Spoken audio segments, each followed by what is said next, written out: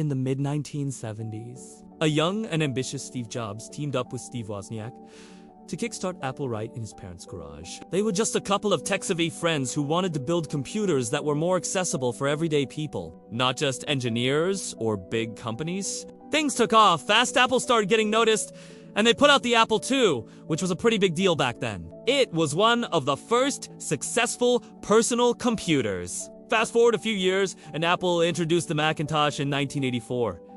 The Mac was supposed to revolutionize the personal computer market with its graphic interface and user-friendly design, but the reality was a bit rough. The sales weren't as strong as expected, and internally, there was tension. Steve was known for being intense, demanding, and sometimes difficult to work with. His style clashed with other executives and board members. It's a classic example of how being a visionary doesn't always mean you read the best at managing people or business politics. By 1985, Apple's board made a pretty shocking move. They pushed Steve out. Imagine being kicked out of your own company. It's hard to even wrap your head around how that must have felt. From the outside, it seemed like a disaster. Steve was no longer in control, and Apple was struggling to find direction without him. But here's where things get interesting. Instead of giving up or fading away, Steve used that time to explore and create new things. He started a new company called NeXT, which aimed to build powerful computers but wasn't really a commercial hit. More importantly, he bought a small animation company called Pixar. It was with Pixar that Steve found massive success, producing groundbreaking animated films like Toy Story. That era showed a different side of him, more patient, more strategic, and willing to take creative risks outside of the computer world. Meanwhile, Apple was basically spinning its wheels. They were losing market share, had a confusing lineup of products, and their overall mojo was fading. The company needed something or someone to turn it around. Then, in 1996, Apple bought NeXT, bringing Steve Jobs back. This wasn't exactly a welcome home moment right away, but gradually, Steve worked his way up and became CEO again by 1997.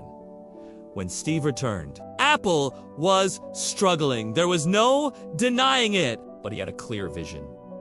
Simplify products, innovate with design, and focus on user experience. He consolidated Apple's confusing product line, ditched many projects, and pushed the development of new, exciting products. That's the time when stuff like the iMac came out, which revived Apple's fortunes by combining style and user-friendliness. Then came the iPod, iPhone, and iPad, not just devices, but cultural game changers that reshaped how people interact with technology. Steve's comeback wasn't just about tech, it was about his ability to reinvent himself and Apple simultaneously. Getting fired would have seemed like the end of his story, but it actually gave him a chance to gain perspective, explore new interests, and come back with a stronger plan. So, when you look at Steve Jobs and Apple from that angle, it's less about just success and failure and more about resilience, adaptability, and vision.